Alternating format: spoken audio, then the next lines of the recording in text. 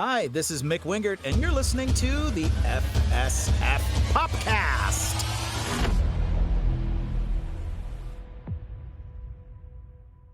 Hello, guys, and welcome to the FSF Popcast. I'm Tim. I'm your host, and of course, Kathleen, my trusty sidekick, is always here with me.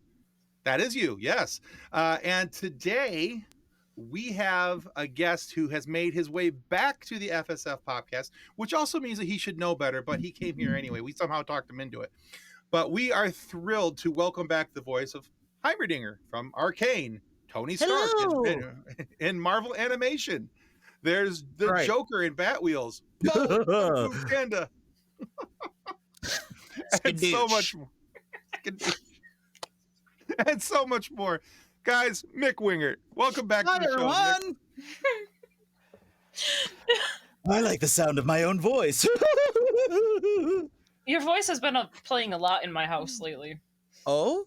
Batwheels has made its way back around into my daughter's watch through, which makes me very happy. I love that. That's such a great show with so much heart to it. I love playing the Joker on it, but actually, I really love playing Mo. Mo is kind of the, he's the Orko of the whole Batwheels set, for those of you who are old enough to get that reference. Right, boss? That's right. Mo. I love it. I don't need to host, by the way. I'll just do this thing for an hour. Let's do my routine, and we'll call it a day. How's that? Voice actors. And that's the show. There we go. I'd actually be okay with that. I could honestly just, if I'd have known, I'd have brought popcorn. That's the only thing. Man, I already ate almost... Yeah, you already ate all your bacon, so you're screwed. So, all right, Mick. So the last time that you were here, I believe Batwheels was actually on the verge of getting ready to be released. You had just kind of announced it, and I believe you were wearing a Batwheels T-shirt underneath, and you're like, "Look what I'm in," So yeah, there was that, exactly. Yeah, and season 1 of Arcane was just recently out, and the world was abuzz about Arcane and everything else that was happening. So, Mick, what's new in your world that our viewers and listeners would be interested in knowing about? Well, thank you for that intro in terms of like the retrospective. That's cool. Yeah. What I will say is, What If season 2 just dropped over the holidays to fairly positive reviews, and my lost episode from season 1 was included in season 2. The Sakaar episode where I got to basically be Toney Stark in the middle of a death race. And that was so fun to watch. I sat with an old friend of mine, and I have not seen it. They didn't give me any warning. I don't think I had any ADR for that episode, or if I did, it was minimal. And so I didn't see a whole lot of the sequences and stuff. I was blown away by how that episode turned out. There are a couple of others, right? There's the Happy Hogan as turns into the freak and saves Christmas, which Toney is in for a minute. And then there's also, the 1602 episode where, the Avengers gather in the middle of the Renaissance, and that had some Toney in it. And I remember doing some ADR for that episode. But the Sakaar episode was absolutely that was what I was hoping would drop in season 1. And getting to share the screen with Jeff Goldblum and Cynthia McWilliams, who plays Gamora in that, and Valkyrie. Why can I not? Tessa Thompson, who plays Valkyrie. Yeah. I mean, and Taika Waititi.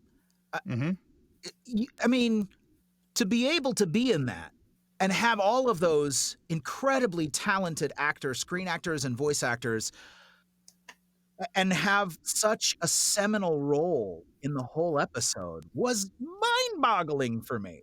That was a huge, huge deal. It's one thing to be Kung Fu Panda, and we did 80 episodes of Legends of Awesomeness and 20 some odd episodes of Paws of Destiny.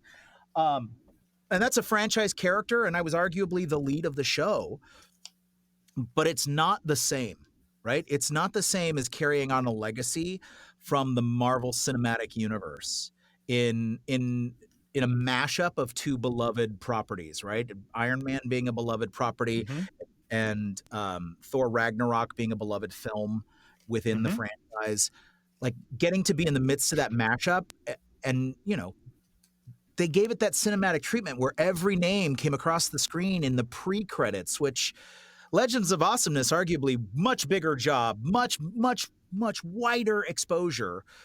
But I got end credits at the end with everybody else just like for a second, just to fulfill the SAG minimum. And then we were out, right? So nobody was watching it, but this is like the lead in and everybody's names flying off the screen. And I'm second billing. I was like, I've never had something like that. What if totally blew my mind. I can say too, speaking, you spoke of Arcane, you were asking like what's on the horizon. Here's what I will say, because I have to be very, very careful. Understood. I will say that I did get a chance to do a screening of at least one episode of season 2, and fans are going to have their minds blown. Your minds will be blown. That's all I can say. Consider them pre-blown now, and then they will be officially blown once it comes out. Yeah. And I've been really happy to get some really positive feedback lately on my work as the talking flower in Super Mario Wonder, which is super fun. That's another one of those prestige gigs where you're like, oh my gosh, I'm part of this universe. I was like worldwide famous for about 10 minutes when somebody, I think on Reddit, it could have been 4chan though. In fact, now that I'm thinking about it, I think it was 4chan. Somebody on 4chan had hacked an early copy of the game and saw the cast list, but we cast members were not accredited with what roles. But through process of elimination, they knew that it was either me or Kevin Afghani, who was the new voice of Mario after Charles Martineau had announced his retirement. And for about 10 minutes, I had every news source in the world calling my agents, calling me. It was so cool, kind of, because I was like, oh, everybody thinks everybody thinks I'm a big deal. They're going to be really disappointed when they find out that I'm not Mario. And there's my 15 minutes of fame. All right, yeah, that was fun, guys. And we're done. I'm back to being Mick. Okay. But I've been getting really positive reviews as my work for my work as the talking flower, and arguably he has as many lines, if not more, than Mario in the game. And I'm having people contact me on social media. That's at Mick Wingert on Threads, Instagram, Blue Sky, and the artist formerly known as Twitter, at Mick Wingert. But I've been getting some great feedback, just saying like, "Oh, it's my favorite part of the game. It's so fun. It's he's cheering me on," and that's super fun. That's cool. So that's been kind of a big deal, and as it's been landing. Nice. That actually is like a perfect segue to one of the things I wanted to talk to you about, because we had talked last time about you being a voice match for Jack Black. Mm-hmm. And then I was thinking, I'm like, well, if Jack Black was the voice of Bowser for the Mario Brothers movie, if they did more with Mario Brothers and they cast you as Bowser, which would be fantastic. And I feel like yes, you're either wanting to talk about it or you can't talk about it. I saw the eyes. Anyway. But I mean, I love Jack Black's rendition of Bowser. Like, I love the way that he portrayed Bowser so much. And part of that, it's so like universally beloved. Well, except for my daughter. My daughter absolutely hates it. Oh, really? She hates it. She absolutely hates the Peaches song. To the point where when we go grocery shopping and we're in the produce section, I cannot even look at Peaches without her being like, "Mom, don't do it. Don't do it." And I'm like, but they're so cool. Don't do it. You know what I'm gonna sing to her the next time she comes on the video to chat with me, right? Okay. Do it. Yeah, she absolutely hates the song. It's hilarious. Is what that is. Yes. But I was thinking about it. I'm like, my part. if you got to do Bowser's voice in a new Mario cartoon or a Mario game, what would you want to add to his backstory to make us love to hate the King of the Koopas that much more? Gosh, what would I add to his backstory? I wouldn't be allowed, because I'm not a writer, as it were, right? That's the writing room and the showrunners and stuff. But I would say that and I'm talking a little bit out of my depth here because I was not tapped to do anything for Jack as Bowser at all. But fingers crossed. And I don't know. I mean, I honestly, it's not even just me being an industry insider. Like, I don't know of any projects that are coming up in regard to that. But his performance as Bowser is really seminal. So I don't know what I would add to his backstory. I'm a little out of my depth because I'm not as familiar with what they put into his backstory, but definitely would lean into his lovelornness, maybe a jilted attempt at romance in his younger years that drove him to be the terrible, king of the Koopas that he became. Right, jilted by his high school sweetheart or would-be high school sweetheart. I guess let me try that again. Jilted by his high school crush. That would be the simpler way of saying that.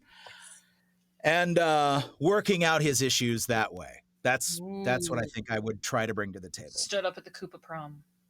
Yes. Oh, man. Can you see him in his hand? It would be like a version of the Bowser groom amiibo outfit, right? With he definitely have to have the ruffly. With yeah. Except that it would be like burgundy polyester with like a pink ruffled shirt and one of those giant 70s bow ties.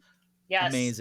Amazing. And if not burgundy, powder blue. I would actually prefer the powder blue because that just seems more. Bowser would look good in powder blue, anyway. Right? He'd rock the powder blue with a with a pink corsage that he's got and a little pink boutonniere that he's wearing. Oh. I'm seeing it. And Nintendo, now I'm looking at you. And now I'm feeling bad for a cartoon character. And I just need him to do one line for me because if he's wearing a powder blue tuxedo, I need him to have a Jerry curl wig and do a line from Coming to America. It's sexual chocolate. No, I'm not saying that. Like Randy Watson. No, I'm not saying that. But yes, the moment you're going for, I hear you. No, I don't need you to say it. We live in a world of sound bites and AI, and there's no way you're going to get me to impersonate Jack Black saying that for your podcast. Sorry. No, I get it. I wasn't asking you to say it. I just heard that in my head. Yeah.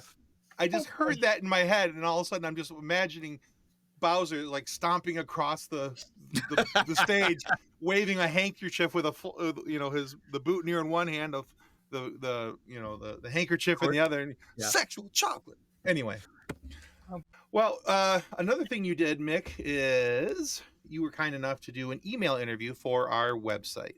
Oh, yeah. So I appreciate you doing that. That was really cool. And we've had some I've had some messages sent to us. People appreciated it. They liked reading it, and so it'd been very cool that you did that. Now, in the email interview, you talked about how the version of Batwheels, Joker rather, for Batwheels was made for preschoolers and how that was a challenge for you. I was hoping that you'd be willing to expound a little bit more on that. Sure. Because what specifically about the character increased the difficulty level?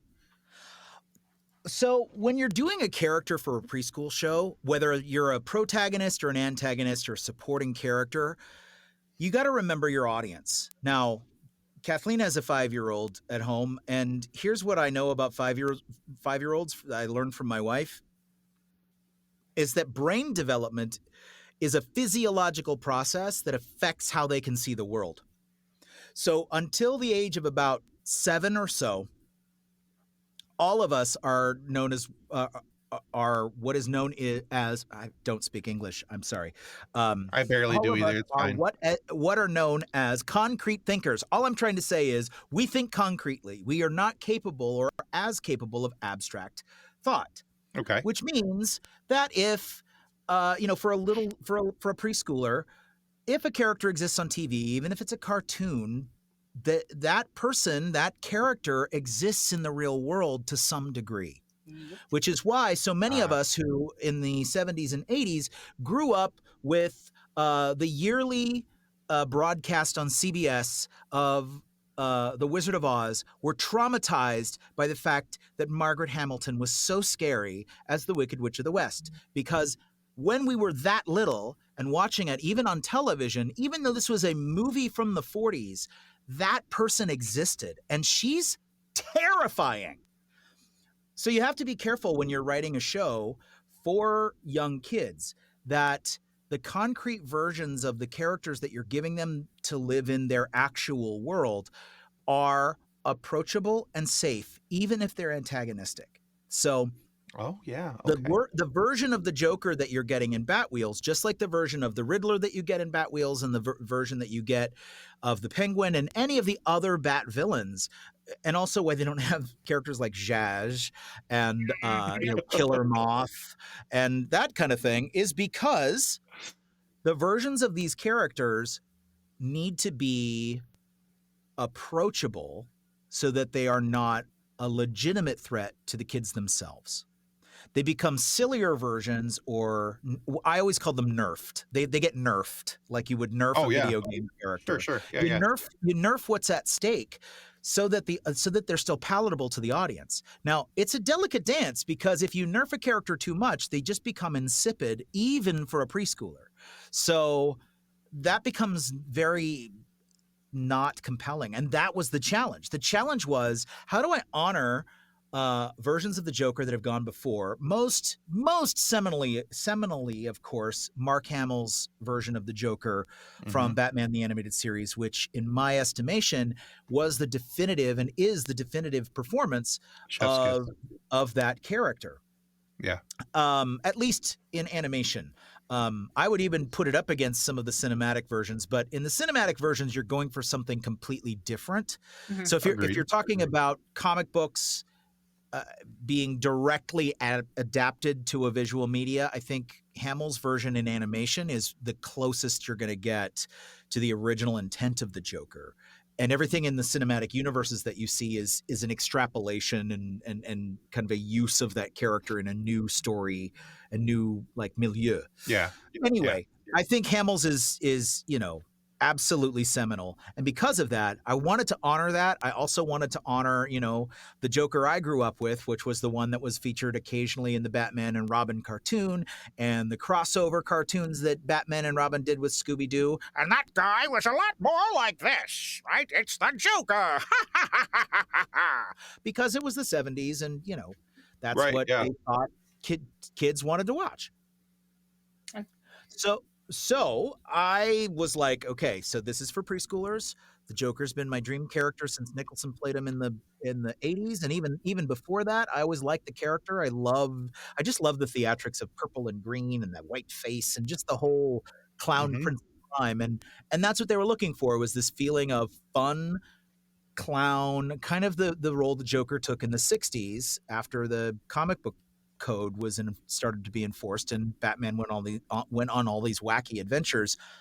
The Cesar Romero version of the Joker was based on that, the clown Prince of Crime. And so Batwheels wanted to get back to that, but with kind of a modern vibe. So I gave him kind of that little thing that Hamill does, right? Where he goes up and down and then he gets really low like that. And he does that kind of thing. But I knew that I couldn't take it too dark. Right? Oh, bats, you and me were designed to do this dance forever. Right? He does that whole thing and he gets all dark. Well, they can't have that in a show for 4-year-olds. So I kind of went down here like this, but I always kept him very goofy. And then I would throw in my big laugh and I made him a bit musical so that I would lean into the goofiness. And every once in a while, he gets a little Stewie Griffin in there, too. Like when he gets there's an episode out now where he plays Dr. Joke. And basically it's that Redbird who's like the Robin. He's Robin's little sport car vehicle in the Batwheels. And he's kind of like the kid brother character. So Redbird has been reading these James Bond equivalent comic books and fancies himself a super spy. So he gets, Mo gives him some super spy gadgets, and he starts to crack this case, and Joker is there, and he's got his like Nehru jacket and everything else. And the original version, in the original script, it was Joke Finger. He was playing Joke Finger, which I thought was hysterical. But S&P wouldn't let it go because they just were being cautious, even though there's nothing about Joke Finger that is untoward. They wanted to avoid even the appearance of being untoward. So he became Dr. Joke. I get it, yeah. And so, there's several moments in the Dr. Joke episode where he goes down here like this before he comes back up here like that. It's so fun. I would encourage all of you, if you have, it's on HBO Max. I think they do broadcast them on Cartoon Network as well. But on HBO Max, you can watch them at will. It's probably my favorite.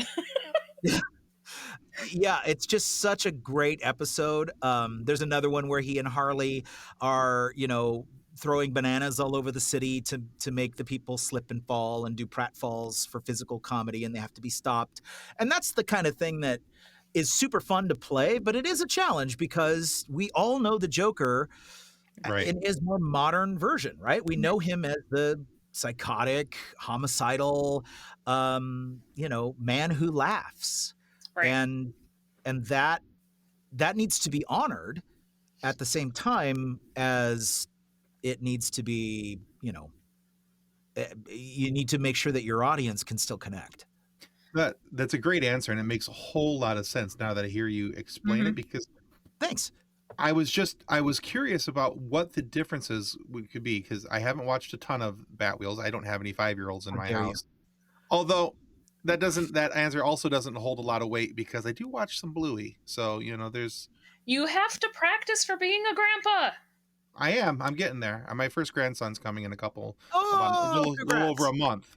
So that's awesome. Yeah, I'm very, very, very excited about that. His name is Lucas, and I can't wait for Lucas to get here. And his daughter-in-law posted ultrasound pictures the other day, and he's got the chubbiest cheek. Massively chubby cheek. I just want to chew on you. So sweet. Just in the ultrasound picture, even like looking at how gigantic these cheeks are, I'm like, oh my word.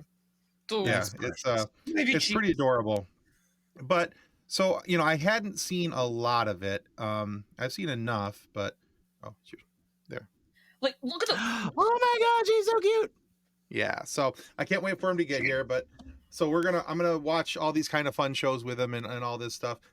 But I hadn't thought about the, because even though I've had 3 children and my youngest is now 17, I hadn't thought about it from the aspect of kids having more of a concrete mind at that age. And you're absolutely right. Now that I think about it for a hot minute, going, okay, yeah, that would make sense why they need to nerf the character. I'll use your phrasing, because that actually makes that just easier for me. But yeah, when something's overpowered and something that shouldn't be in video games, we nerf it. We bring it back down to to make it palatable.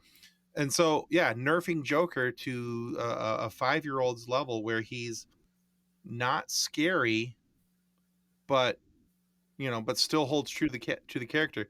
Now I see the connection. Now I see why it was a challenge. Now it actually makes me appreciate. Thank you. Yeah. It makes me appreciate.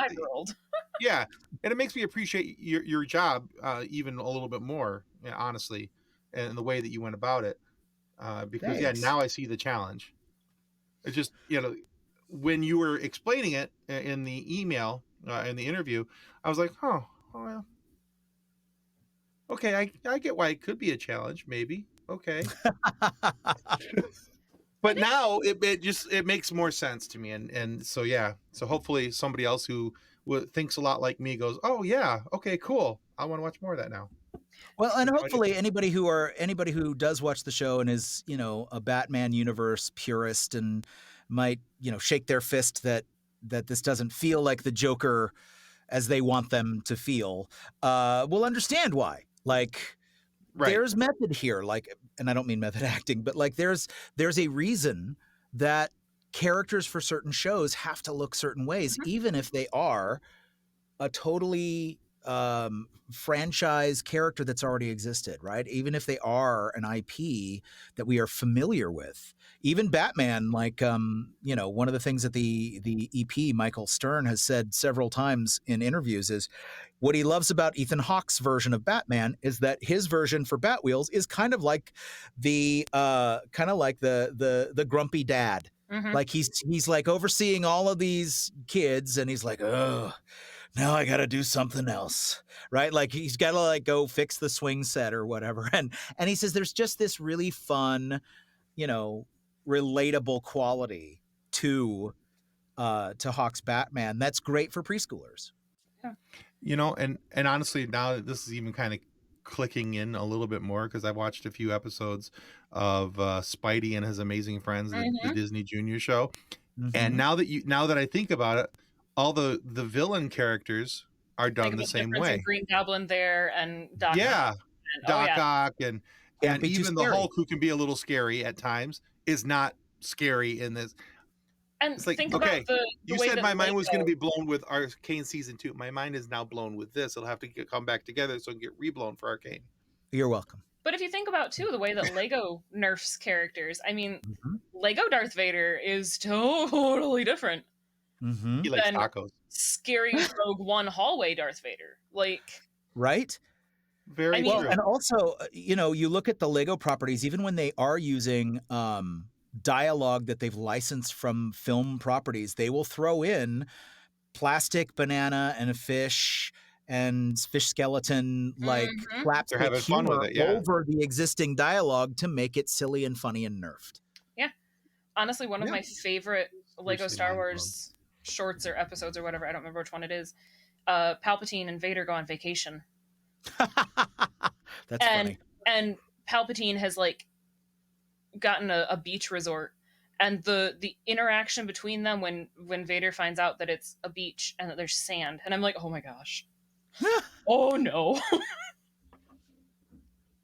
Those levels of jokes, because to little kids they're like, oh yeah, that's funny. To the grown-ups watching it with little kids, they're like, sand. Yeah, oh, no. Exactly.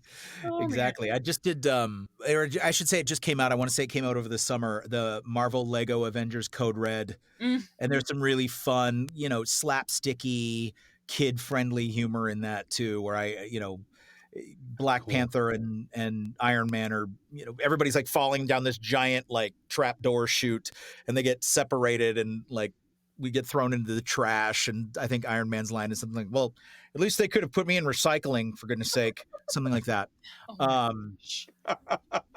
Yeah, and I'm probably misquoting it because it was a long time since I recorded it, but it's that kind of sensibility. That sort of concept. I love that kind of super fun, silly, lighthearted. I will definitely look at those shows a little bit differently now. See, for sure. It's fun to me is when you realize as a parent how many jokes they put in to kids shows for you. Oh, SpongeBob. Oh, SpongeBob is not a kid's show at all. But even in theory. even in there's an episode of Bluey where there's a joke that I'm like, oh, I am glad my daughter doesn't understand that. Because Chili comes out on her bicycle and Bandit is very excited about seeing his wife, and his camera goes off. But it's just the look, and as the camera flashes and the Polaroid picture pops out, and I'm like, oh, I'm so glad she doesn't get that. So glad she doesn't understand. How you doing? Or in Trolls, the newest Trolls movie, in Band Together. So the Bergens are on their honeymoon, and there's a line as the Bergens have been tied up and are being kidnapped. There's a line from Bridget that's not how she anticipated getting tied up on her honeymoon, and I'm like,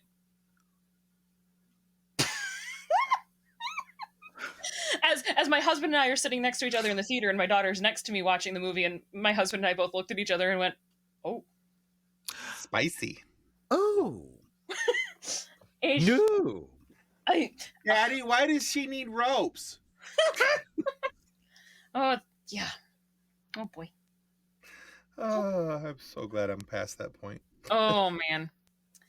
So, Mick, you actually voiced a character in one of the biggest and most anticipated video games of 2023, There were news reports and videos about it daily, which is actually one that I haven't played yet. But the game is Starfield, which I got wrapped up in Tears of the Kingdom, and I fell down that rabbit hole. It's okay. Everybody did. I haven't actually finished the game yet because it's look, another quest over there. Ooh, look, shiny. Yeah. ADHD in an open world is a bad combination. I get it. I love an open world game, but I'm also attention deficit. Oh man, it's like, I'm meds today. I don't think I took my meds.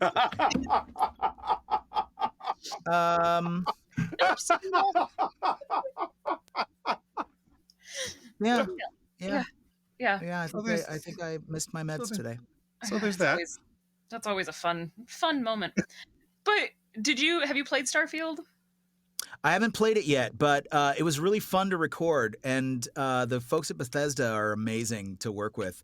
They know exactly what's going on, and it's, I had very Fallout vibes when I was I love Fallout. When I was recording it, because it is, we recorded it very dialogue tree style, right? Like, here's your interaction, here's what their reaction, that character's reaction, they're going to say one of two things, they have three options to reply to you. Let's go down this path and we'll record this dialogue, let's record down that dialogue. And it was super fun. Lots of press about Starfield, and it was really cool. They wanted us to sit on that until it was completely released and everything was announced, though. Ooh. So there were times where they were releasing some information about Starfield, but we couldn't speak to any of it until everything was out. Oof. So like they might have introduced main cast members or whatever, but we ancillaries were still told, please don't say anything about the game, don't talk about your role, don't say that you're in it, just radio silence until we give you the word. Video game properties are super NDA when it comes to that stuff, and you'd think that there'd be a reasonable accommodation, but there isn't always a reasonable accommodation. Sometimes it is, we want to make sure nothing gets out except as we control it. Yeah. We need to control the narrative here for marketing purposes, corporate, whatever, espionage, all that stuff. We want to protect the IP, so it's just better if nobody says anything. And that's kind of how it was. I can only imagine with Bethesda, with as many massive games as they have, that's a big thing for them with the nope. Huge. Don't touch it. Don't touch it. Yeah. I usually, even just saying, for example, what I said about Arcane, I don't think Riot is as precious about it as they have been, but I try not to say anything to anyone because I want to keep working. Yeah. Well, it can get that pressure for the fans. It's not, and as an actor, there's part of me that thinks, don't you want me promoting your movie? I'm like, this is free promotion that I could be doing on podcast interviews, on, right. Obviously nobody wants their movie experience spoiled. Nobody wanted to know the secret of Empire Strikes Back before it was released. That would have been a tragedy, right? For everybody's viewing experience. However, just not being able to even say I'm in the project, I would think that you'd want to start building momentum. But I'm not in the marketing department, and I don't know how it works. So that part surprises me. I understand not giving away plot details, character details, things along those lines, but just to be able to say, hey, when you're on a show like ours or doing an interview or somewhere that, are you part of this game? Yeah, I'm part of the game. I can't say a whole lot, but yeah, it's going to be really great. I recorded some lines, have some general conversation about it because like you said, that's free publicity. So I'm kind of surprised about that portion, but also not very surprised. I have a feeling it's like when you're on a medication and it tells you do not consume alcohol on this medication. It's probably safe to drink a drink, but you're going to have that person who's like, well, if one's safe, then two's safe. So they're just going to tell you that none of it because look, and if two's good, If 2's okay, we're definitely going for 3. I mean, if I'm already having 2, right? it's not a big leap to have a third. It really I'm is. already there. I'm already there. I'm halfway there. Unfortunately, that mindset is far too prevalent. And that's probably why they're just like, no, we're just going to be like, you can't talk about it at all. Because we don't want somebody to be like, well, I just was talking about this part.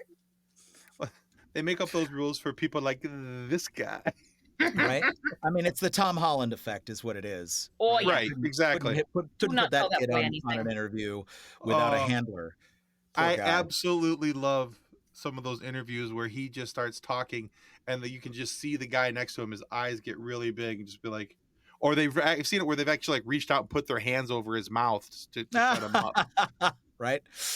You know, they're like, no, you can't say that. Shut up. So, Mick, one of the things I don't recall talking about the last time you were with us, and maybe we did, but I went back through the notes and I don't remember talking about it. So, you know, if I did, correct me. But I don't recall. What's that? I said it's not the frozen Tegu. No, we did talk about that. We definitely talked about that. That was an exclusive. Did you guys ever get any fan commentary about that?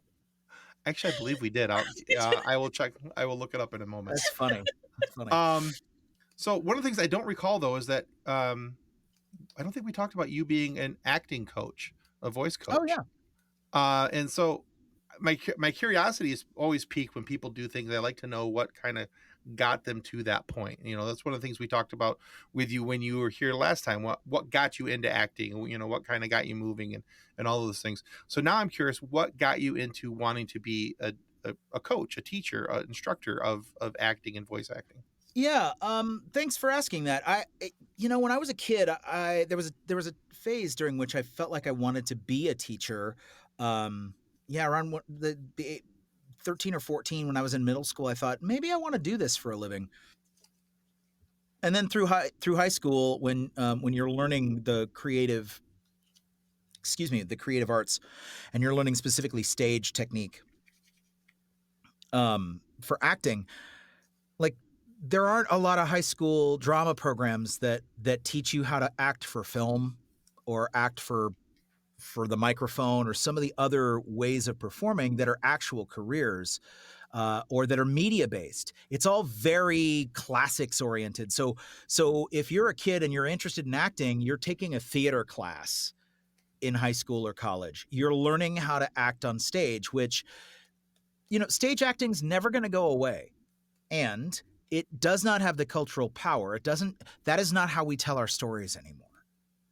Mm-hmm. Usually stage is for spectacle now. That's why all the big hit shows on Broadway, all the musicals are adaptations of movies at this point, or existing IPs. That's why you had Spider-Man the Musical and Shrek and The Lion King and The Producers and The Color Purple and all of these things that are based on film, which is and television, which is how we actually tell our stories now, right? So I'm getting off track, but what you asked me was like, how do I want to be a teacher? And when I was in theater, there's like, you learn pretty quick, like either you're going to go to Hollywood and be an actor or you're going to act on Broadway. And that's the only way that you're going to make a living as an actor, at least from a high schooler's perspective. And I wasn't sure I was going to make it there. So I thought, well, maybe I'll be a teacher. And that kind of middle school vibe came back to me. And then, when I saw that I actually was making it as an actor, and I'd thrown my hat in the ring, and it was not a plan. There was not a plan B in place.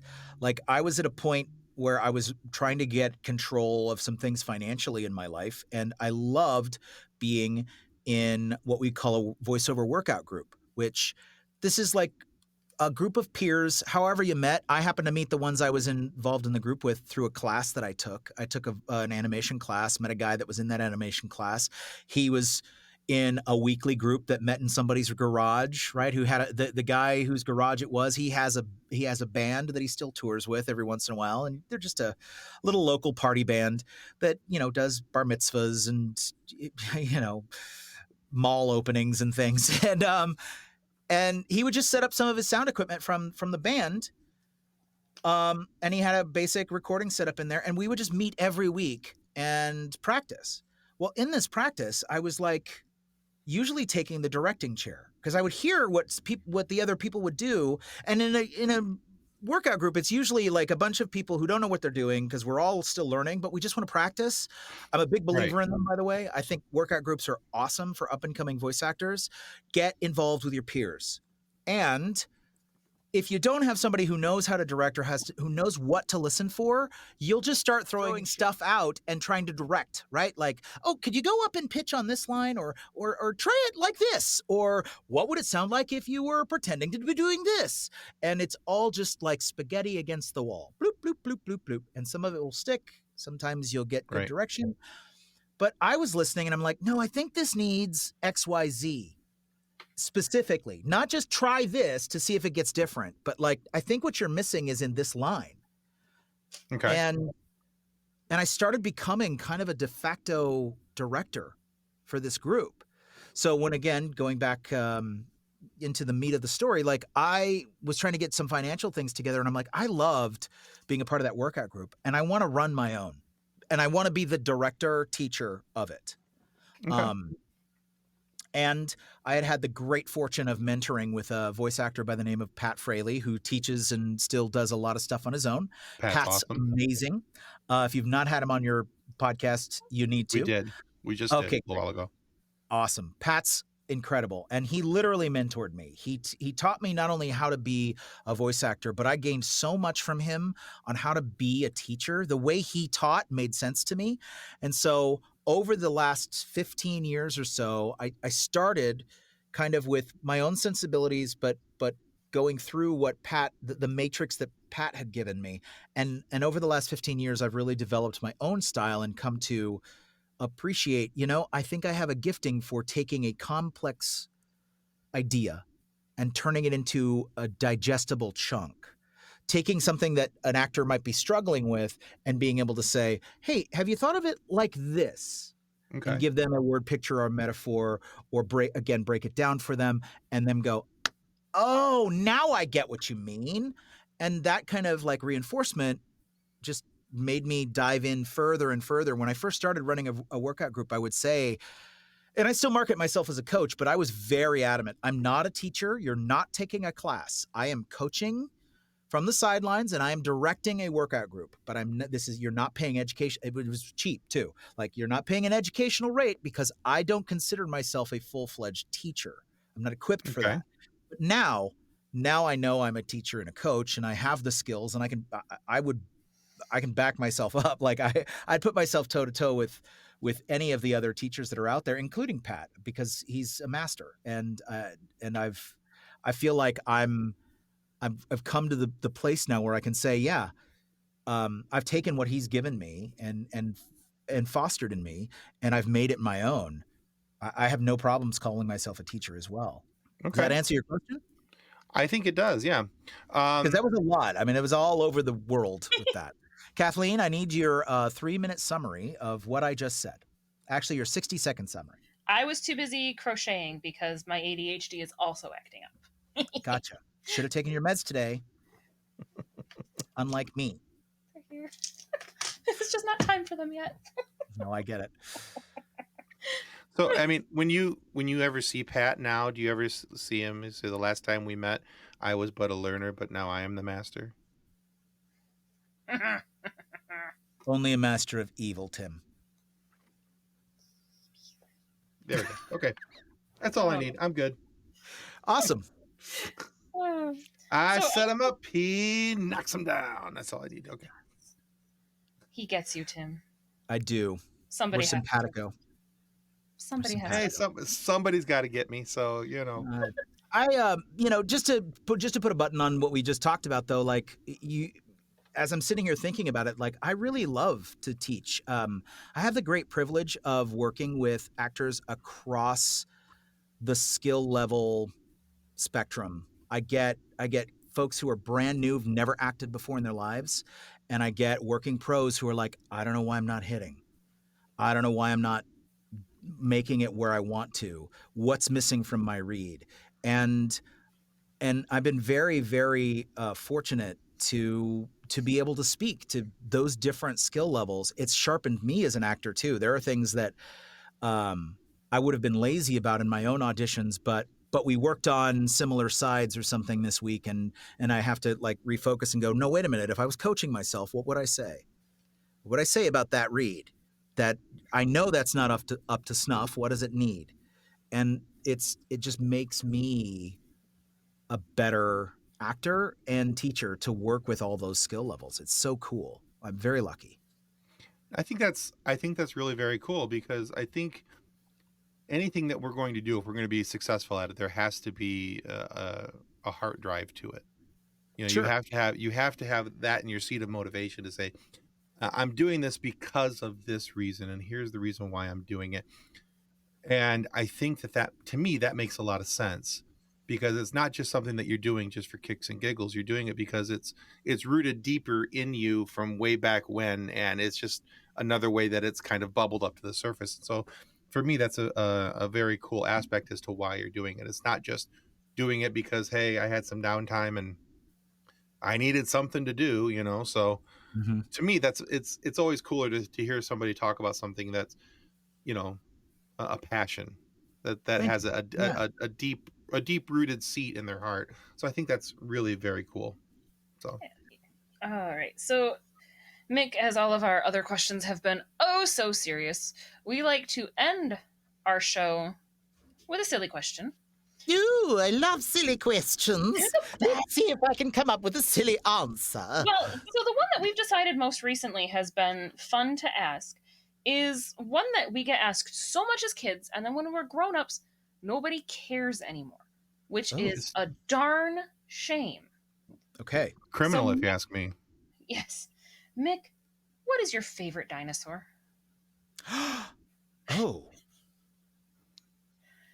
See, it's a question you're asked all the time as a kid, and then when you're grown up, nobody cares. They stop when you're like 12 or 13. I think that was the last time I was asked. That's a really, really good question, because there are so many that are so cool. Right? Yeah. What? Oh, there's one that's on the tip of my tongue, but I don't want to say it wrong. That's okay. We say a lot of things wrong. Okay.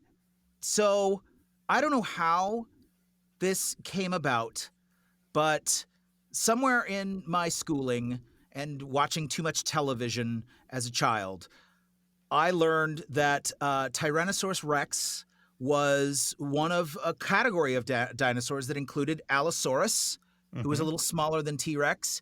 But I want to say there's a Gorgosaurus? The Gigantosaurus? No, Gorgosaurus. I don't know, but he looks like a T-Rex. He's just bigger.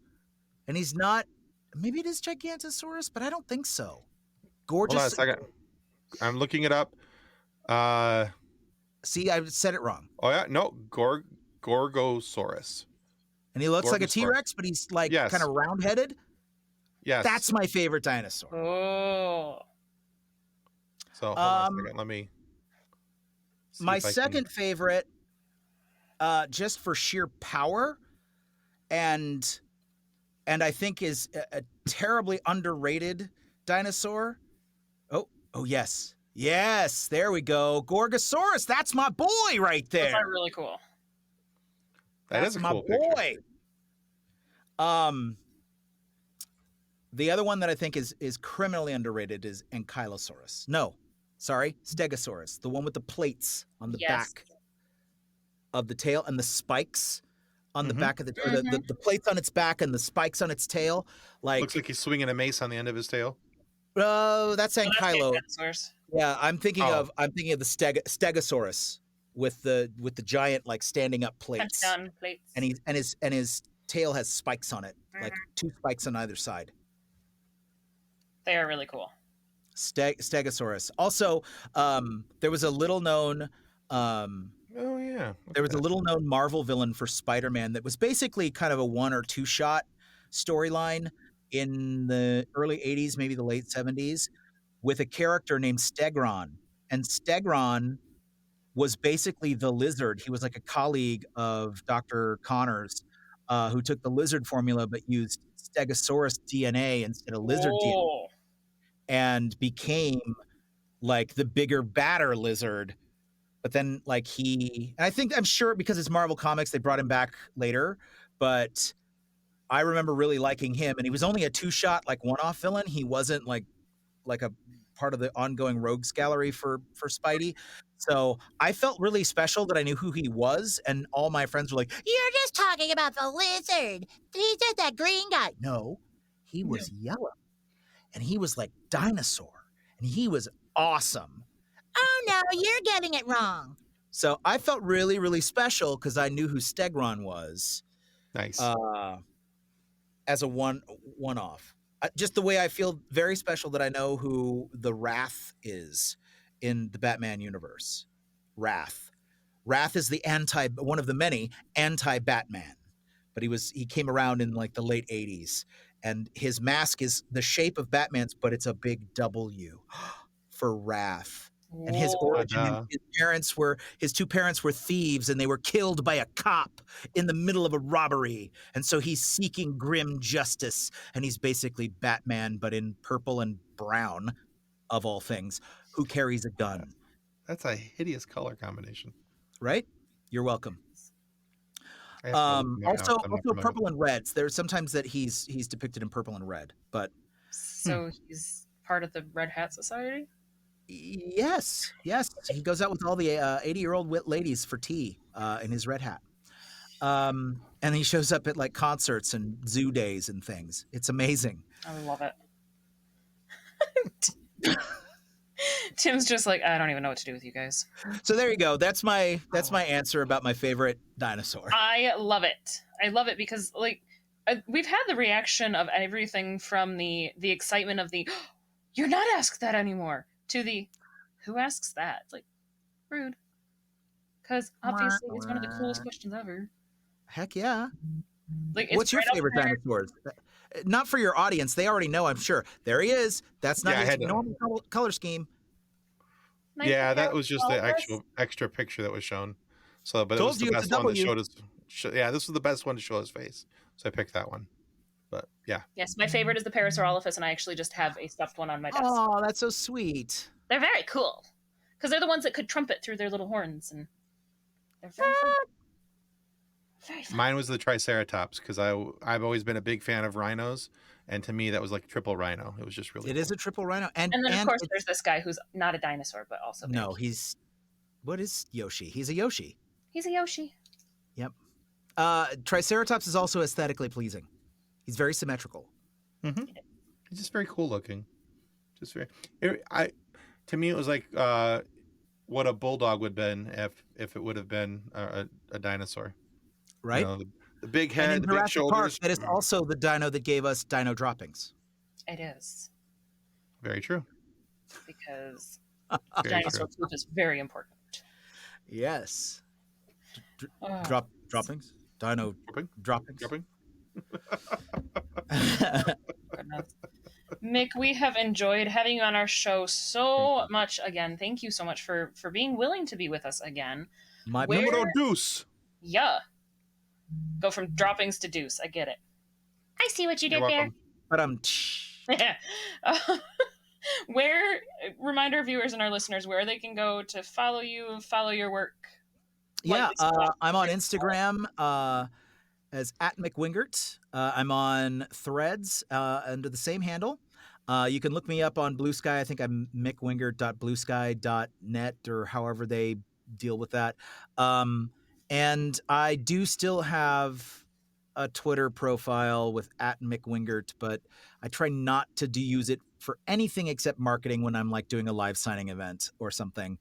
And that's literally just for fans that refuse to leave Twitter, which I don't understand, but it is what it is. So I still maintain my profile so nobody else takes it.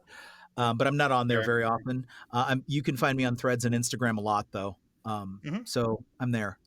Awesome. Well, we will definitely link your socials because you've got some cool stuff and there's some more stuff coming and there are stuff I know that you can't talk about yet. I know what's in there. We know what's in there and we can't wait for it to come out. So awesome. We'll help promote it when it does.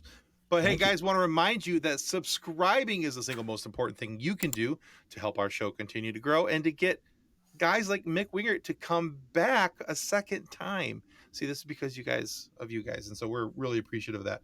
But if you haven't yet already, smash that little subscribe button down there. Go ahead and do that. Give it a good click. It wants to be clicked. It needs you to click it. So go ahead, click it. Consensually smash that like button. Exactly. And be sure to go check out Mick on socials. Give him a follow there as well. You guys will not be disappointed with what you see because Mick is going to be sharing some really cool stuff here in the near future that he can't talk about now, but we know it's in there. So anyway, we're not saying, but we're just saying. So anyway, Mick, thank you so much for being on the show today. Because he can't. Right. Yeah. So thank you for being on the show today. And guys, thank you for watching. That's going to wrap us up here for the FSF Popcast. Goodbye. Bye, everyone. Copyright 2024 FSF Podcast. Reference any specific product or entity mentioned on this podcast does not constitute an endorsement or recommendation by FSF Podcast. The views expressed by guests are their own, and their appearance on the program does not imply an endorsement of them or any entity they represent. If you have any questions about this disclaimer, please contact us via email at info@fsfpopcast.com.